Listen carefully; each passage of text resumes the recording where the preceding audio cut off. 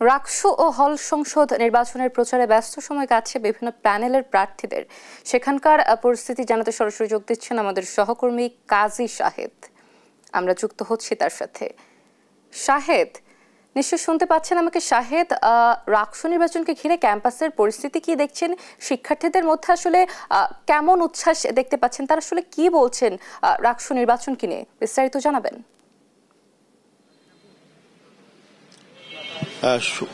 শুভ সকাল অতসী।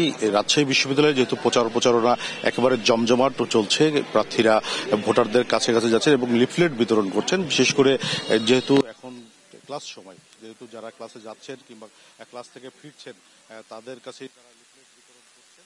সবচেয়ে বড় সমস্যা যদি প্রার্থীদের হয়েছে যেহেতু অনাবাসিক শিক্ষার্থী বেশি, তাদেরকে রিচ করতেই মূলত প্রার্থীদেরকে একটু খাম ধরাতে হচ্ছে। আমরা একজন ভিপি প্রার্থী এবং রাজশাহী বিশ্ববিদ্যালয়ের ছাত্র সংসদ নির্বাচনের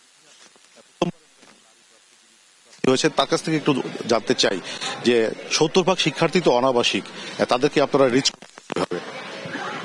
আমাদের এই জায়গায় একটা বেশ বিপাকে পড়তে হয়েছে, কারণ আমরা জানি আচরণবিধি অনুযায়ী ক্লাসরুমে প্রচারণা চালানো যাবে না, হলগুলোতে প্রচারণা চালানো যাবে, কিন্তু আমাদের বিশ্ববিদ্যালয় তো পূর্ণাঙ্গ আবাসিক বিশ্ববিদ্যালয় না।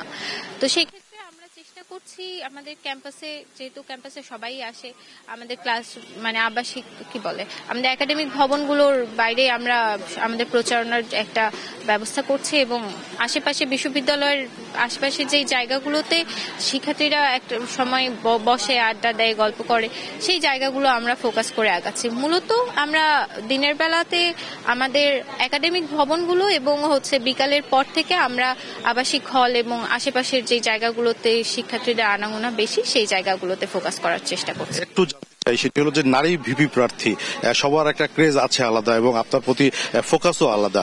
আমরা একটু জানছি যে প্রচারণা চালাতে গিয়ে প্রতিবন্ধকতার মধ্যে পড়ছেন কিনা, কিংবা কোনো রকম অ্যাডভান্টেজ পাচ্ছেন কিনা?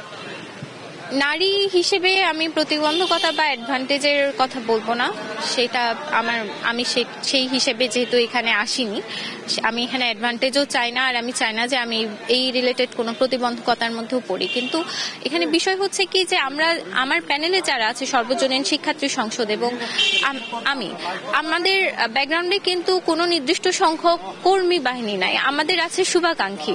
তো এই যে আমরা দেখছি অন্যান্য প্রার্থী, বিশেষ করে যারা রাজনৈতিক সংগঠন থেকে বিলং করে, তাদের জন্য 200-300 মানুষ সবসময় কাজ করছে, তাদের কাজগুলোতে সহযোগিতা সাহায্য করছে। আমাদের ক্ষেত্রে সব কাজগুলো আমাদের নিজের হাতে করতে হচ্ছে। আমার প্যানেলের 20 জন যারা আছে দিন থেকে রাত পর্যন্ত একদম মানবেতর পরিশ্রম করছে। তো এইটা আমাদের জন্য একটা পরিশ্রমটা বাড়িয়ে দিচ্ছে, কষ্টটা বাড়িয়ে দিচ্ছে আর কি। একেবারে শেষ প্রশ্ন যেটি করতে চাই সেটি হলো যে রাজনৈতিক সংগঠনগুলো যখন তাদের ছাত্র সংগঠনগুলিকে সমর্থন দেয়, তখন তাদের কর্মী বাহিনীরা তাদের হয়ে কাজ করে, আর্থিকভাবেও তাদেরকে সহযোগিতা করে। সেই জায়গা থেকে যারা আপনারা স্বতন্ত্র প্যানেল করেছেন তারা কিছুটা পিছিয়ে পড়ছেন কিনা? আমরা চেয়েছিলাম যে নির্বাচন কমিশন নির্বাচন মাথাপিছু যে ব্যয় সেটা নির্ধারণ করে দিক, কিন্তু তারা ব্যয় নির্ধারণ করে দেয়নি। এই জন্য খুব স্বাভাবিকভাবেই আমরা তাদের সাথে খরচের দিক দিয়ে এখানে পারবো না, আমরা সেটা করতেও চাই না। আমাদের যেটা বিষয় যে যেমন আজকে থেকে আমরা লিফলেট নিয়ে মুভ করব, ইশতেহার যখন পরিচয় করে দেব সবার সাথে, আমাদের সবচেয়ে বড় চ্যালেঞ্জটা হয়েছে এই সময় আমরা ব্যালট নাম্বার পাওয়ার পর আমাদের প্যানেলের যারা আছে তারা নিজের পকেট থেকে হাত খরচের টাকা থেকে 500,000 যে যত টাকা পেরেছে দিয়ে আমরা সেই টাকাটা জড়ো করে নিয়ে প্রেসে গেছি, প্রেসে যে আমাদের লিফলেটের কাজগুলো করেছি। তো এভাবেই চলছে আর কি। আমাদের এখানে অংশগ্রহণ করাটার বিষয় হচ্ছে যে আমরা রাকসুটা আমাদের জন্য পলিটিক্যাল ক্যারিয়ারের সিঁড়ি না, আমরা এই ক্যাম্পাসকে ভালোবাসি বলে আমরা এখানে কিছু একটা করতে আসছি, ভালো কিছু যেন বিশ্ববিদ্যালয়কে দিয়ে যেতে পারি। এই জায়গা থেকে আমাদের এই স্ট্রাগলটা, আমাদের টাকা পয়সারও নিজের পকেট থেকে খরচ করা, আমাদের এই যে অক্লান্ত পরিশ্রম, সেটাও এই ইচ্ছা থেকেই দেওয়া। ধন্যবাদ তাজিন খান। আমরা কথা বলছিলাম যে প্রার্থী তিনি অন্যান্য প্রার্থীদের সঙ্গে